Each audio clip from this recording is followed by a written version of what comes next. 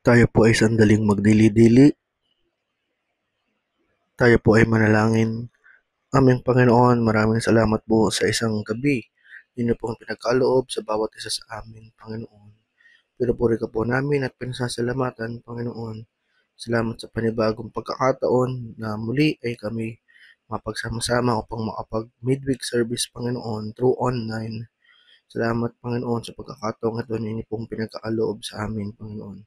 Patawarin niyo po kami sa aming pong mga kasalanan, O God. Inamin po namin kami po ay nagkasala sa inyo. Patawarin niyo po kami, Panginoon. Linisin po ang mga puso't isipan. Sa panahon ngayon, ihanda niyo po ang mga puso't isipan, Panginoon, sa pagtanggap ng inyong mensahe. Gabayang kami nawa ng inyong banal na espiritu at kumilos ito sa aming mga buhay at na tumimo ang mensahe po ninyo sa aming mga puso upang ito'y aming ma-apply sa aming mga buhay. Kumilos ka po sa amin, Panginoon, at sa inyo pinagkakatiwala ang aming mga buhay. Ito lamang po ang aming panalangin sa pangalan ni Jesus lamang. Amen at amen. Ang ating pong talata ngayon ay kinuha ko po sa Jeremiah 3:15. Jeremiah chapter 3 verse 15. Ang sabi po sa Bagong Tagalog, bibigyan ko kayo ng mga pinunong sumusunod sa akin at pamamahalaan nila kayo ng buong katalinuhan at pagkaunawa. At sabi po sa Ingles, maganda po ang salin, then I will give you shepherds after my own heart, who will lead you with knowledge and understanding. So, pinagpala tayo ng Diyos sa pagkabasa ng kanyang salita. Tayo po ay manalangin. Panginoon Diyos sa makapangyarihan sa lahat, maraming salamat po sa opportunity na ako po ay magbabahagi ng inyong salita sa aking mga kapatid dito sa bayanan. Hinihiling po namin ang patnubay ng banal na Espiritu upang maunawaan namin ang mensahe mo ngayong umaga. Maraming salamat po. Ito po ang aming dalangin sa pangalan ng aming Panginoong Hesukristo. Amen. Magandang gabi po sa inyo lahat mga kapatid. Ngayon po ang ating midweek service at isang malaking kagalakan sa akin na magmensahe sa inyo at ang ating topic ngayon ay tungkol sa Pastor's Appreciation. Unang-una po ay ang pagbati po sa ating Pastor Cirilo, pangalawa sa buong official board, sa pangunguna ng Predigador Ricky, at syempre sa buong mission team na lagi kong kasama noon na sa pangunguna ni Ate Linda Murillo, at syempre hindi mawawala sa aking pagbati ang mga kalalakihan na malapit din sa aking puso. Yung pong buwan ay Pastor's Appreciation Month. Ang Pastor's Appreciation Month ay sineselebrate tuwing ikalawang linggo ng October. No? Ito po ay yung pagpapahalaga at pagkilala sa mga manggagawa ng Panginoon. At dito po sa aking binasang talata sa Jeremiah 3:15, sinasabi po dito na ang Diyos po ang naglagay ng pinuno o shepherd sa kapulungan. Ibig sabihin, ang mga pastor na nakatalaga sa ating iglesia, ang Diyos po ang siyang pumili. At ang sabi po sa Tagalog, no, yung pamamahalaan nila ng buong katalinuhan at pagkaunawa, no? Yung shepherds daw po, sabi sa English, shepherds after my own heart.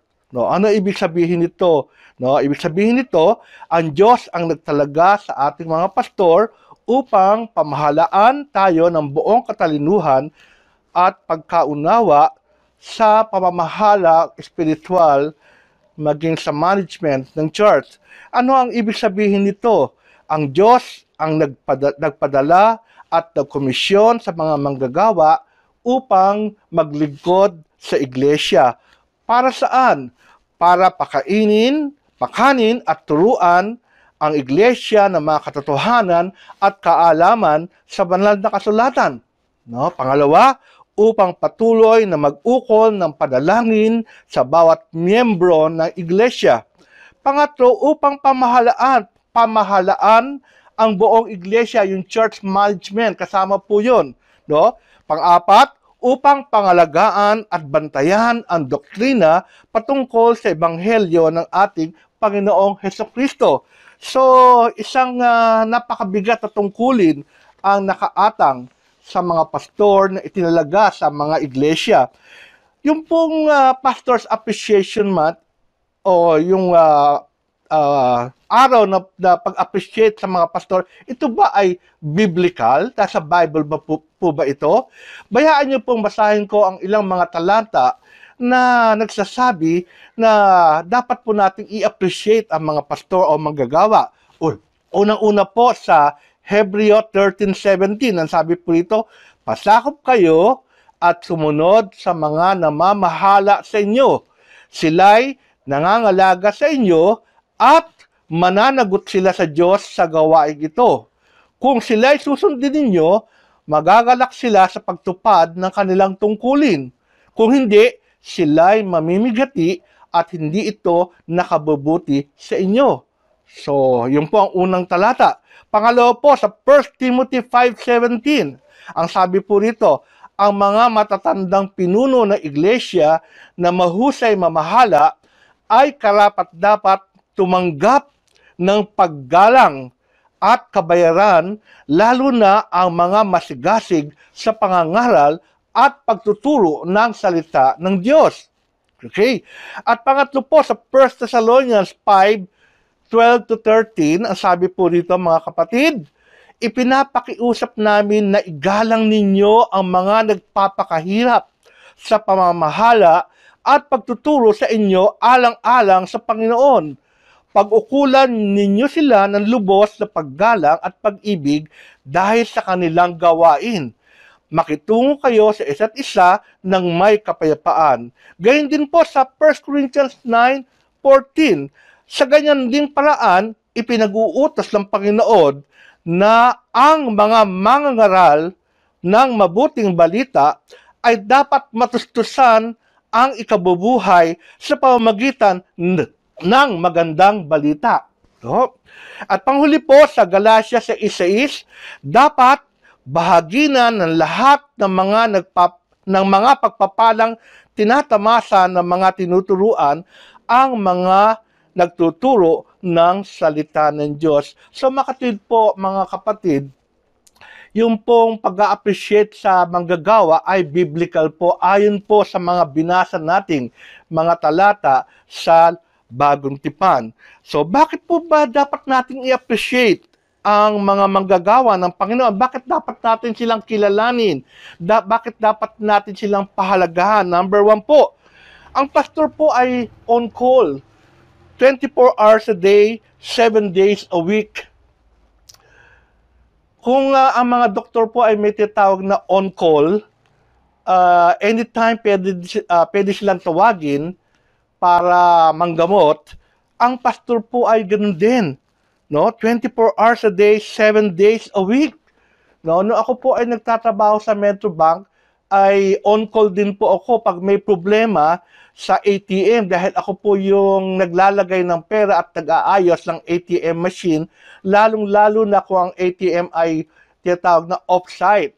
So kahit alas 12 ng gabi, ite-text ako ng head office na may problema ang ATM machine at kinakailangan puntahan ko, kaya kahit hating gabi ay pumupunta ako doon sa off-site upang tingnan kung bakit naipit ang pera o hindi naglalabas ng pera o baka kulang na ng pera, no? Kaya kapag hindi ko ginawa 'yon, ay kinabukasan ay kinakailangan mag-explain ako sa head office bakit hindi ko pinuntahan yung off-site ATM. Ang ating po mga pastor ay ganun din. On call siya 24 hours a day, 7 days a week. Ano mang pangangailangan na natin sa ating mga manggagawa ay lagi siyang ready pumunta o sumaklolo o magbigay ng kanyang serbisyo. Naalala ko yung isang pastor sa kanyang mensahe, sabi niya, isang kalagitnaan ng gabi ay biglang tumawag ang kanyang miyembro at humihiling ng panalangin na tungkol sa kanyang problema. Ang sabi ng pastor, sa kalagitnaan ng gabi ay ginising mo ako, yung bang panalangin ko ay kakaiba kaysa sa panalangin mo? No?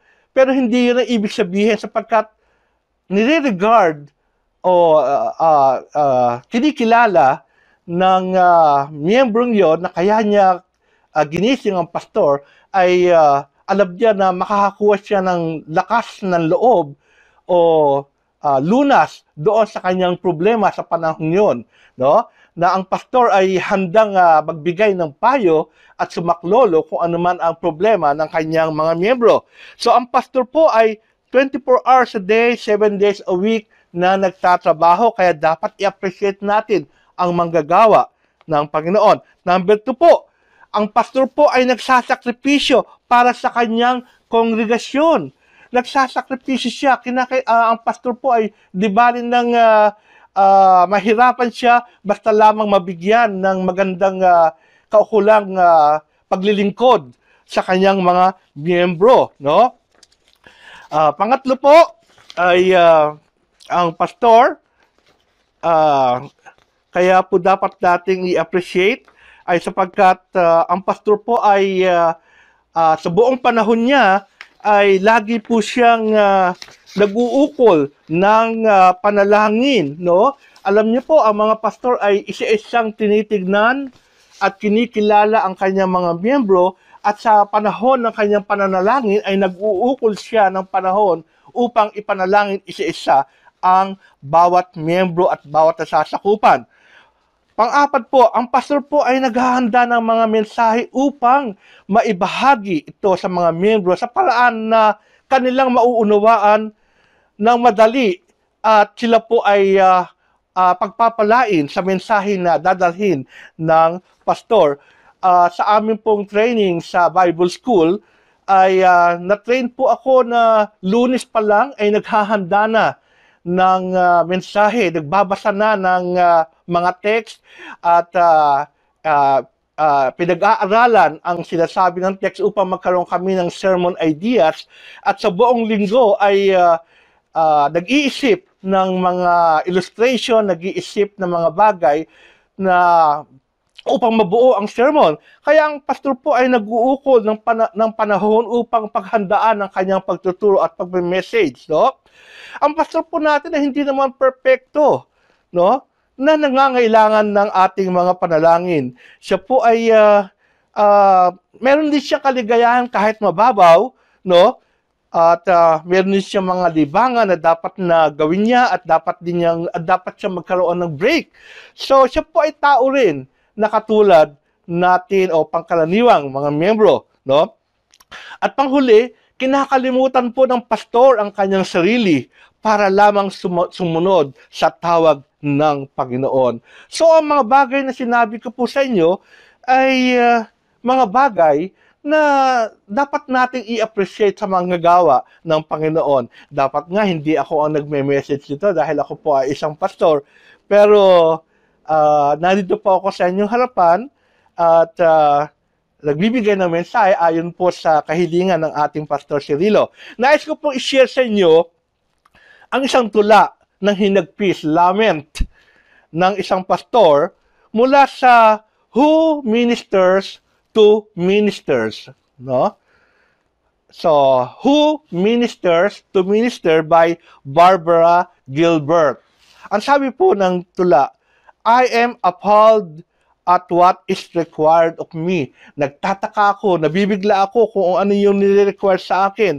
Sabi, to administrative meeting, to planning, to supervising, to counseling, to praying, to troubleshooting, to budgeting, to audio systems, to meditation, to worship preparation, to newsletter, to staff problems, to mission projects, to conflict management, meron yan, to community leadership, to study, to funerals, to weddings, to preaching. No, napakadami. Sabi niya, ito yung nagugulat ako sa lahat ng mga nire-require sa akin sa iglesia, no? Sabi pa rito, sabi pa ng tula, I am supposed to be in charge, but not to in charge, administrative executed, no? Pamamahala, sensitive pastor, skillful counselor, dynamic public speaker, spiritual guide, political savvy, yung kaunawaan sa political, intellectually sophisticated, dapat ay maalam ka sa napapanahon, no? Dapat yun daw ay in charge ka sa mga bagay na yun. And sabi, I am expected to be superior or at least first rate in all of them. I am not supposed to be depressed. Kailangan hindi ka makitaan na nadi-depress, nadi-discourage, cynical, yung nayayamot, nauuyam, angry, kinakailangan hindi ka nakitang nagagalit, kinakailangan hindi ka nakikitang ma-hurt, nakangiti ka, no? Sabi, I am supposed to be upbeat, no? Magaling, strong, malakas, willing, available. Sabi, right now, I am not feeling any of those expectations very well. I think that's why I'm tired. Napapagod ako. Look, mga kapatid, sa dami-dami ng katungkulan ng isang pastor, sa dami-dami ng ini-expect sa kanya, sa dami-dami ng mga bagay na dapat makita sa kanya, dumadating na po yung tired, yung pagkapagod, no? Gusto niyo ba na magsabi ang inyong pastor na napapagod na ako, nabobore na ako. Gusto niyo ba yon? No? Of course not. Pero paano ba natin ma-appreciate ang mga pastor? Paano po ba natin ma-appreciate ang mga manggagawa ng Panginoon? Nagbigay po ako ng mga konting pointers na nakuha ko din sa libro na Support Your Local Pastor. Mga ilan lang po ito. Number 1, i-appreciate natin ang mga mensahe ng pastor kung tayo po ay na-bless. Kung kayo po ay nakikinig ng mensahe ng inyong pastor, ng ating pastor, at naramdaman nyo na ang Panginoon ay nangusap sa inyo, at naramdaman nyo na pinagpala kayo sa mensahe ng pastor, huwag niyong kalimutan na pasalamatan at batiin ang pastor pagbaba sa pulpito. Pastor, salamat po sa mensahe ninyo. Na-bless po ako, na bago po ang aking pananaw sa aking espiritual na buhay. Sa mga bagay na yan, mga kapatid, sa pag-appreciate natin, ay malaking bagay ang ginagawa natin sa ating pastor upang lalo siyang maging masikap na maghanda ng mga mensahe na kapupulutan ng mga bagay na makakapag-uplift sa ating buhay Kristiyano, pananampalataya. No? Number 2 po, sabihin natin sa lahat ng tao kung gaano natin kamahal ang pastor. No? Ito po na-experience sa Kandubang. No? Puro pasasalamat at puro pagsasabi na, Pastor, love ko talaga kayo. Pastor, ang pogi-pogi nyo. No? Sabi ko, ayan ka na naman. Binobola mo na naman ako. No? At kung maaari, sabihin natin sa lahat ng tao kung gaano natin kamahal ang pastor, gawin natin yon sa social media. Nakakabasa po ako sa social media ng appreciation, ng pasasalamat. No? Tuwan-tuwa ako at nakaka-uplift ng aking sarili na makabasa po ako sa social media na na-appreciate nila yung aking paglilingkod sa kanila. No? Minsan po magpadala tayo ng simple notes, mga cards, at sabihin natin sa pastor kung paano siya nakatulong sa ating buhay espiritual. No? Sabihin natin sa kanya kung gaan natin ina-appreciate yung mga bagay na ginagawa niya at paano ito nakatulong sa ating buhay espiritual. Kahit simple note, cards, no? Pang-apat, ipadama natin sa pastor na lagi siyang kasama sa panalangin. Pastor, ipinagpe-pray ko po kayo. Ipinapanalangin ko po kayo na bigyan niya kayo ng kalakasan at pagtatagumpay sa mga tukso at pagsubok. Idinadalain ko kayo na kayo ay maging epektibo sa inyong ministry na marami pang mga tao ang makarinig ng mensahe sa inyo at tumanggap sa Panginoon bilang tagapagligtas at Panginoon. No? So, iparamdam nyo na ang pastor ay ipinapanalangin. Number 5, eto, no? Paminsan-minsan, no, ayain natin ang buong pamilya, no, ng pastor para mag-dinner sa inyo o kumain sa labas, no? Ako, sawa-sawa na ako diyan dahil doon sa mga Del Rosario, lahat na lang puro pagkain. At talaga naman na pag nandun kami sa hapagkainan ay lahat ay binibigay sa akin upang matuwa siya kapag ako ay nabubusog at na-appreciate ko yung mga pagkain na binibigay niya, no? Gawin po natin 'yon. Panghuli, tingnan natin yung mga interest ng ating pastor. Ano yung mga bagay na makapagbibigay lugod sa kanyang buhay? Ano yung kanyang mga hobbies? Ano yung mga gusto niyang gawin? No? Mahilig ba sa pastor na mamasyal? Mahilig ba si pastor mag-swimming? Mahilig ba si pastor mag-golf? O ano mang bagay, no? Bigyan natin ng pagkakataon ang ating pastor na maglibang sapagkat hindi madali ang trabaho ng isang pastor, no? At yun ay napatunayan ko na hindi madali po ang maging pastor, no? May mga bagay na nag-iisip po ako, mga kapatid, na sinasabi ko, Panginoon, bakit mo ako nilagay dito? Ang sarap-sarap ng buhay ko. Nung pangkaraniwang layman lang ako. Ngayon lahat pinoproblema ko. So pagkatapos noon ay muling ipinapaalala sa akin ng Panginoon na tinawag kita para sa espesyal na bagay, no? At hindi hadlang ang edad para maging pastor ka sapagkat maraming mga bagay na ginawa ko sa iyo, lahat binigay ko na sa iyo. It's time na ang huling bahagi ng iyong buhay ay iukol mo naman para sa akin. Totoo yun mga kapatid. Ako po ay nakaranas ng lahat ng pagpapala sa Panginoon. At sabi ko, pagkatapos ko mag-retire, it's time na ang buong buhay ko ay ibigay sa Panginoon.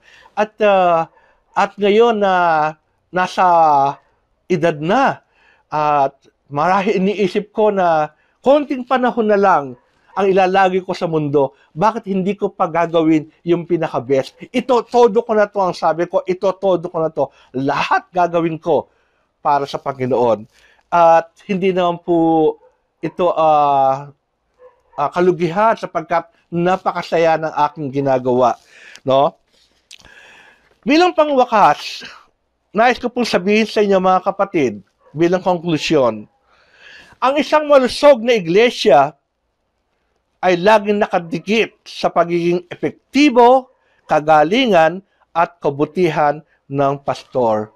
Ibig po sabihin, ang isang malusog na iglesia ay magiging malusog o ang isang iglesia ay malago kapag ang isang pastor ay epektibo, may kagalingan at may kabutihan. At iyon po ay mangyayari. No, ito ang dahilan kung bakit tayong mga mananampalataya ay dapat i-appreciate ang manggagawa ng Panginoon. Ipakita natin sa Kanya ang ating suporta, mga kapatid. Ang church po ay hindi lamang puro siya. No? Lahat tayo po ay katawan ni Kristo. Ang bawat isa ay gumagalaw para sa Kanyang ikalalahati at para sa paglago ng kaharian ng Diyos. Ang Pastor's Appreciation Month ay isang opportunity sa atin. Ito po isang opportunity upang maunawaan po natin ang kakaibang hamon na hinaharap ng mga manggagawa ng Panginoon. Isang opportunity na sa atin upang maunawaan na ito po ay special calling. Ito po ang Panginoon ay pumili upang maglingkod sa Kanya.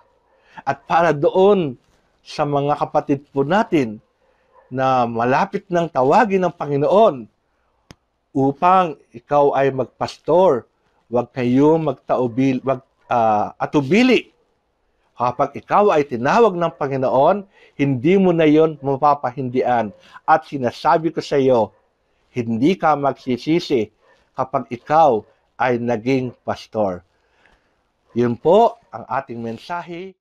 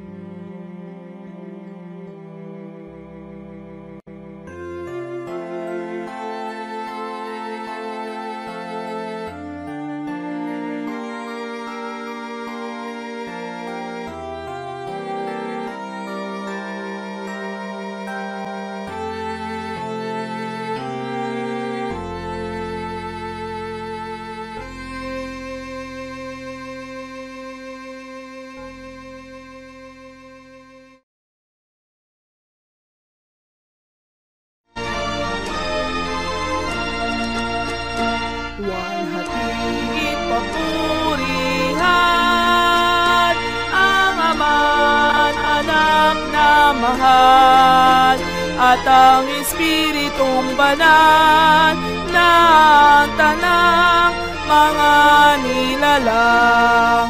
Amen.